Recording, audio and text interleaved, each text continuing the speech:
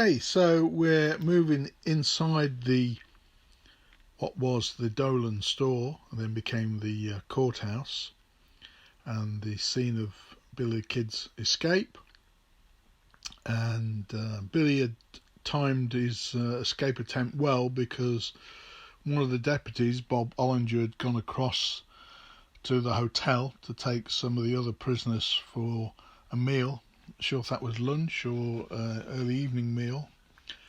While he was away, Billy asked the other deputy to take him outside to the privy.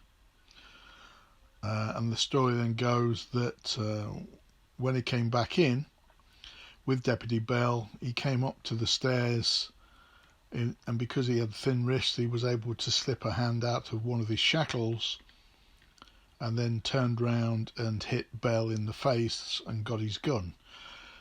Pat Garrett, the sheriff, was away at the time, supposedly collecting taxes, and Billy was then able to get hold of Deputy Bell's gun, and unfortunately shot him through the back, and the bullet went through him into the wall. So we'll be taking a look at that, and then and there's a picture of Pat Garrett, the sheriff.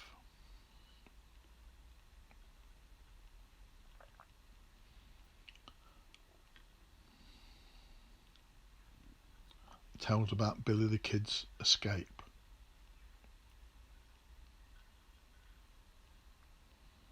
Some correspondence there between the governor and Billy the Kid.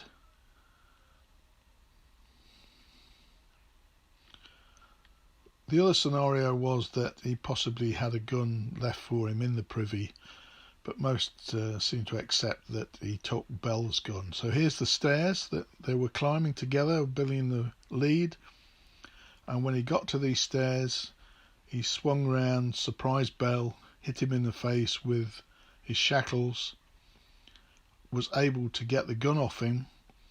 Bell then went running down the stairs, probably to get Olinger or to get help, and while he did so, Billy shot him, and the bullet went through him into the wall, in which they've now covered in a perspex. One story has Bell dying at the foot of the stairs, but then the other story goes that Bell staggered out through this door and collapsed outside, and we'll see a marker where they've actually placed a marker where Bell did die. After that, Billy then rushed to the armoury. He was still in his foot shackles, actually got hold of Olinger's shotgun, and here's the marker showing where Bell fell mortally wounded and died. So Billy got Bob Olinger's own shotgun out of the armoury. He then hobbled over to the window. Here's another picture of the armoury again. He must have broke the door down, I guess. And he's still shackled.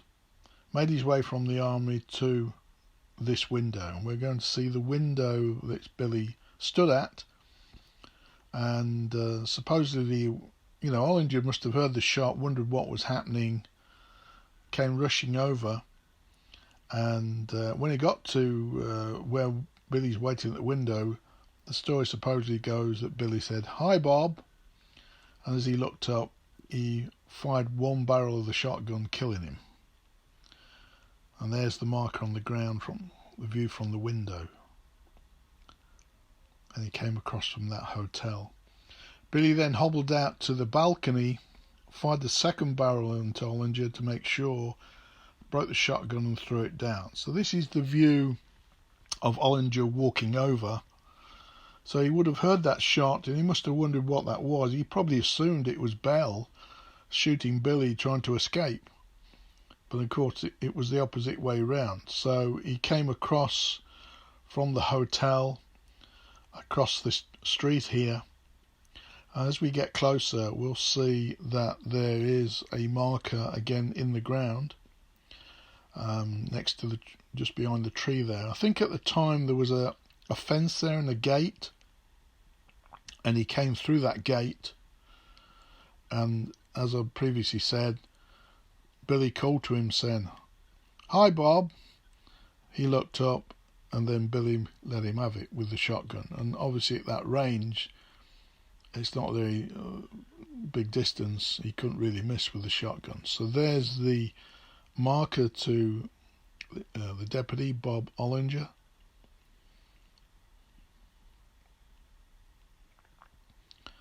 And there's the window that Billy fired from, which we were standing up inside. Billy then took over an hour to get out of his shackles with the help of a tool that somebody had given him. He then gets a horse and he rides out of town. And nobody tried to stop him, which is not surprising because he just killed 2 law officers, so probably nobody was feeling brave enough to try and stop him. I think he took a number of guns from the armory with him, and he just left. So there's a picture of Olinger, the deputy who was killed.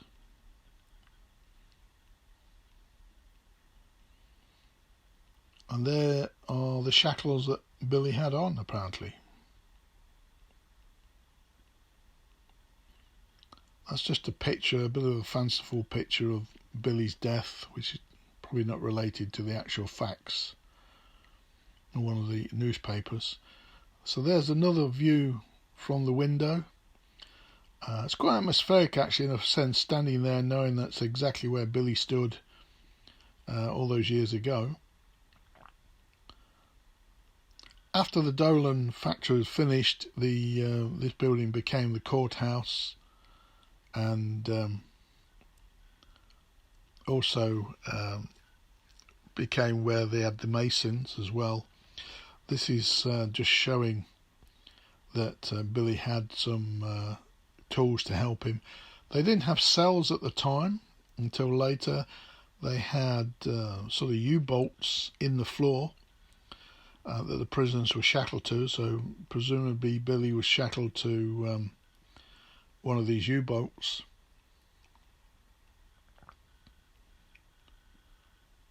But it was, on his part, a necessary escape because he was due to be hung, so it was a very daring move, and it worked for him. They then have, again, various pictures and other artifacts in there. So again, he would have come to escape. Billy would have come down the stairs where he shot Bell, out that same door, no doubt, to make his escape.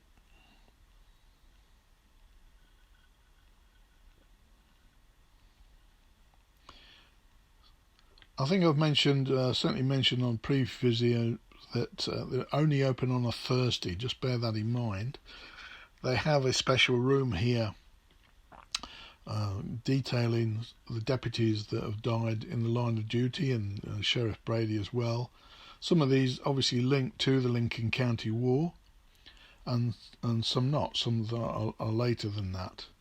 It's just a little memorial area to show the people, the officers who have been slain in the line of duty. And if you want to, you could pause the video and read their stories, how they died, etc. So there's Sheriff Brady, for example, and that's their modern day uniform and badges. Sheriff, Lincoln County. The last person on the list here, unfortunately, was killed in, I think, 1979, was the last deputy to die on the line of duty. So again, just a brief look on the outside of the courthouse. We are going to be moving on to Fort Sumner. Of course, Garrett had Pat Garrett had a real political problem now. He's lost his most important prisoner, and at the same time he's had 2 of his men killed. So politically he's in a bad way, and he now needs to go and track Billy down again, because he had tracked him down previously and arrested him. Now he's got to redo that again and make sure that this time he can finish it. So that's the door again that Bell supposedly came out of, and then we have the marker around the rear of the property.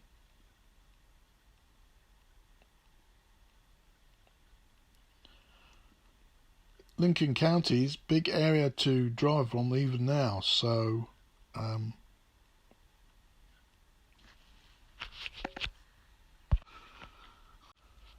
Lincoln, well worth visiting. And now it's on to Fort Sumner, where Billy, of course, died. So, welcome to Fort Sumner. This, of course, is where Billy was tracked down and killed. When you're driving through New Mexico now, with the countryside, it makes you wonder how they, men on horses did manage to track him down. That's some of the landscape. Almost certainly it seems that Garrett had had a tip-off. The story goes that Billy was having a relationship with the sister of Pete Maxwell.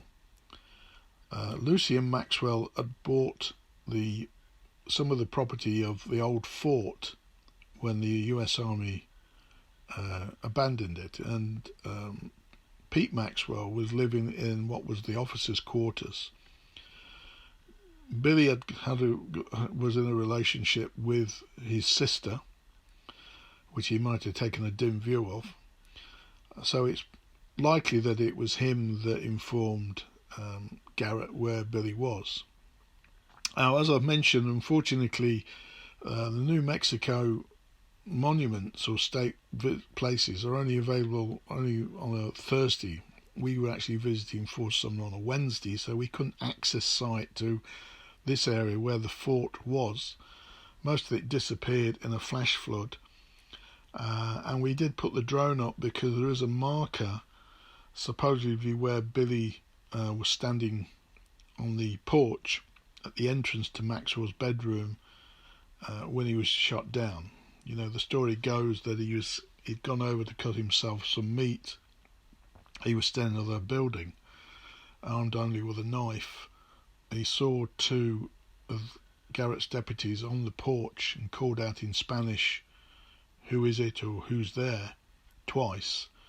And he backed into Maxwell's doorway, and as he did, Garrett either recognised his voice, or maybe Pete Maxwell told him it was Billy the Kid, pulls his Colt 45 out and shoots twice, hitting him once in the heart.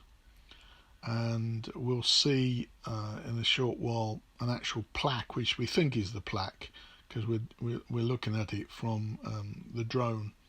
Because as I say, we couldn't actually access the grounds on this particular day because it was a Wednesday.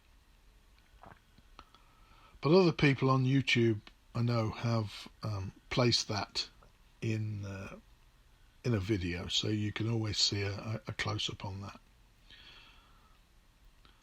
So Billy the Kid, that's the marker where he was killed, and then he's buried a very short distance away, which we'll be going to have a look at.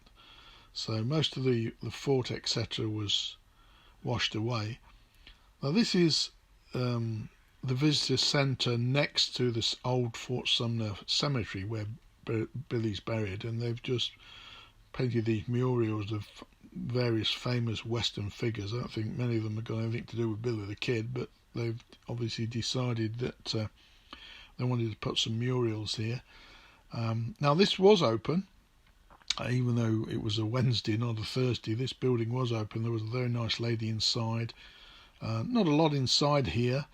there's a model of there's White Earp, for example. There's a model of what the fort looks like. That you could buy some books, but there's actually a much bigger and better Billy the Kid Museum, which we'll be looking at.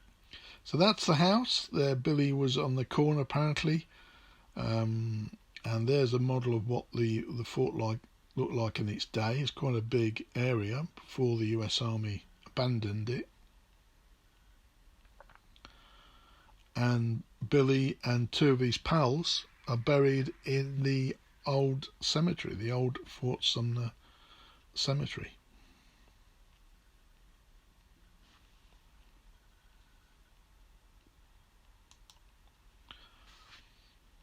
Here's the famous shot of him, of course.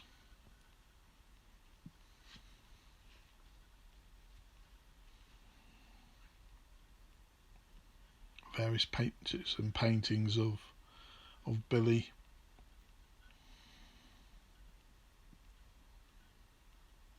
And he was only, 21 when he died? The rumour had it that he killed 21 men by his 21st birthday. I think that's very much an exaggeration. More realistically, it looks like sort of 8 or 9 people he had killed. Obviously, we know of some of them, such as Sheriff Brady and the 2 deputies, and those others that he had that he was involved with. So the real total is probably more like 8 or 9 that he'd been involved in their deaths. So these are just the markers showing outside the cemetery, and as I say, next to that is an entrance to where the fort was. But to gain access to that, you need to be there on a Thursday.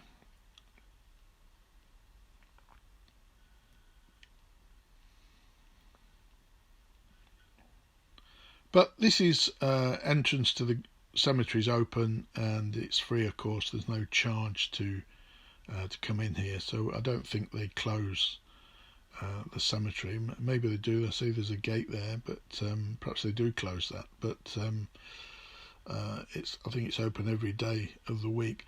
Not many graves in there. I'm not sure if they've been moved.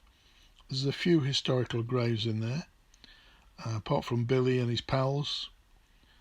There's and this is the site of Billy's grave with his 2 guys, Tom O'Folliard and Charlie Beaudry, who both were killed by Pat Garrett in different incidents.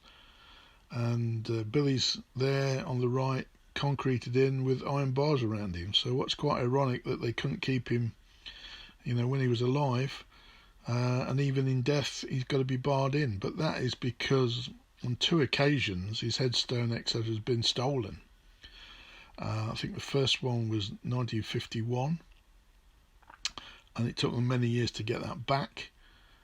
So they're obviously making sure now that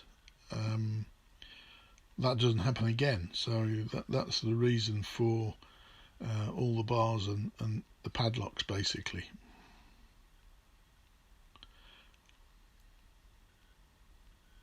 It's pretty hot. I'm used to heat. I lived in the Middle East for many years, but I must admit it's pretty hot standing here on a July day when we reached there. And that gives the story of the headstones being tombstone was stolen in 1951. And again, that just tells the story of Billy. Quick summary of how he started and now how he ended up. This was one of Billy's victims, actually.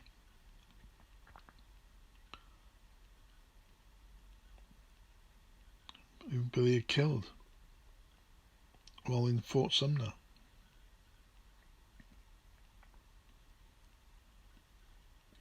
And that's Lucien Maxwell, the guy who was a property owner in New Mexico and bought the old fort property from the army. And then this is Pete Maxwell, and he's the guy, of course, who Billy was going into his room, standing at the doorway, where Garrett saw him and killed him. So interesting to visit. Lincoln to Fort Sumner, I think to try and do that in one day would be a bit of a stretch. Seeing what there is to, there's quite a lot to see in Lincoln. We did it over 2 days. So one day we went from Roswell to Fort Sumner, and then the other day we went from Roswell to Lincoln and stayed in Capitan. Possibly you could pull both in, but they are a distance apart.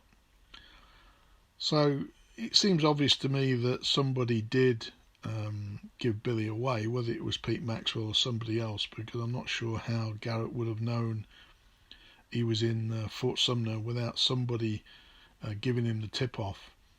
And of course he went there with 2 of his deputies.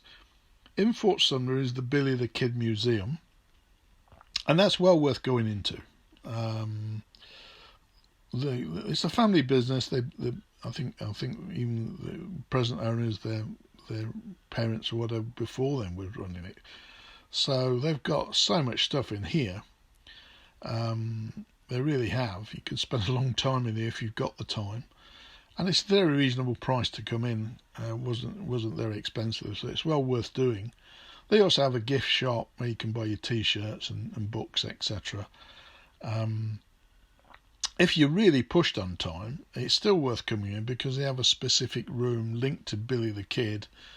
They have his rifle in there, which we'll see briefly, and they have other artifacts specifically linked to him.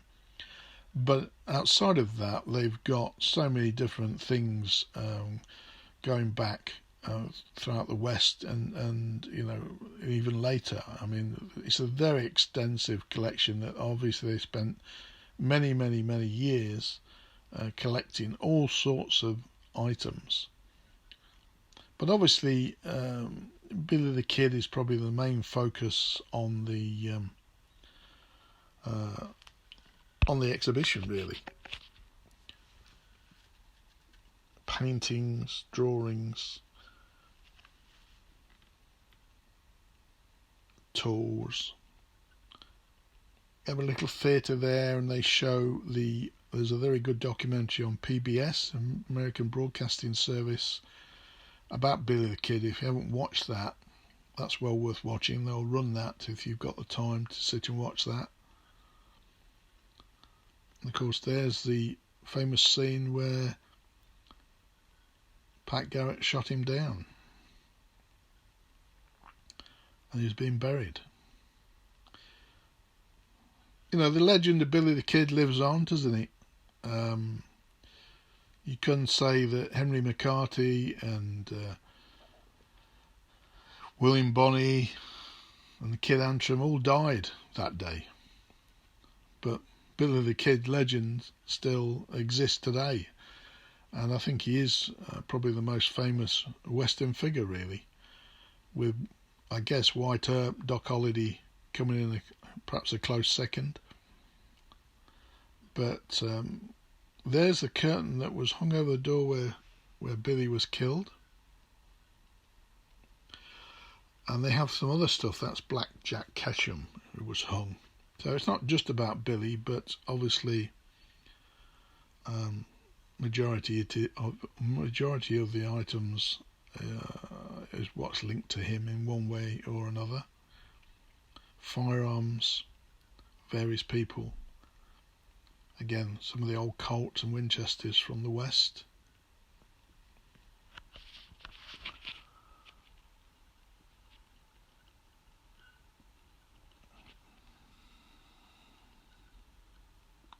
Badges. So they've got so many different items in here. Posters, look, comics. You could spend a very long time. There's an original reward notice. And there's Billy the Kid's rifle. Very interesting. With a painting. So that's the end of Billy. Well, not the end of Billy, because he lives on in legend.